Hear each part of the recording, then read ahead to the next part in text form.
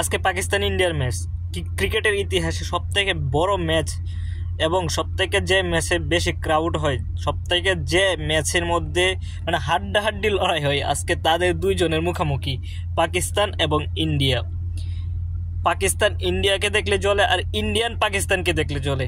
আজকে তাদের দুজনের ম্যাচ, দেখা যাক কে জিতে আর কে হারে। ইন্ডিয়া টসে জিতে হচ্ছে বোলিং নিছে এবং পাকিস্তান ব্যাটিং করবে। এবং আমার কাছে আজকে পাকিস্তানের স্কোরটা অনেক সুন্দর হয়েছে, কারণ আজম খানকে বাদ দিয়ে হচ্ছে নতুন আরেকজনকে নিছে, ইমাদ ওয়াসিমকে নিছে। এবং পাকিস্তানের অনেকগুলা হচ্ছে প্লেয়ার চেঞ্জ করছে, যারা হচ্ছে টি-20 প্লেয়ার তাদেরকে নেওয়া হয়েছে। এবং ইন্ডিয়া তো অনেকগুলো চেঞ্জ করছে। দেখা যাক পাকিস্তান ইন্ডিয়ার ম্যাচের মধ্যে কে জিতে, কারণ ইন্ডিয়ার দাদারা হচ্ছে ছোটো ছোটো টিমগুলোর সাথে অনেক বাহাদুরি করে, অনেক মানে দাপটের সাথে তারা জিতে যায়। মানে আজকে পাকিস্তানের ম্যাচে হচ্ছে পাকিস্তান যদিও অন্য টিমের সাথে খারাপ খেলে, কিন্তু ইন্ডিয়ার সাথে কিন্তু ইন্ডিয়ার বিপক্ষে কিন্তু দুর্দান্ত পাকিস্তান খেলে। মানে হাড্ডাহাড্ডি লড়াই যাকে বলা হচ্ছে পাকিস্তান ইন্ডিয়ার ম্যাচে দেখা যায়।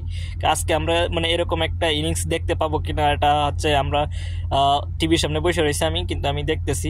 টস হয়েছে, এখন খেলা শুরু হয় নাই, খুব তাড়াতাড়ি খেলা শুরু হয়ে যাবে। দেখি কে কে জিতে এবং কে হারে।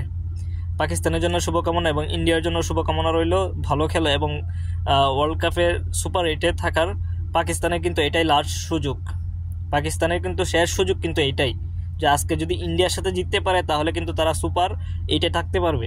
আর যদি পাকিস্তান যদি ইন্ডিয়ার সাথে আজকের এই ম্যাচটা যদি না জিততে পারে তাহলে কিন্তু তারা সুপার 8-এ থাকার কোনো সম্ভাবনাই নেই। তো ভালো থাকবেন এবং সবাই ম্যাচ দেখুন এবং এনজয় করুন। আল্লাহ হাফেজ, আসসালামু আলাইকুম।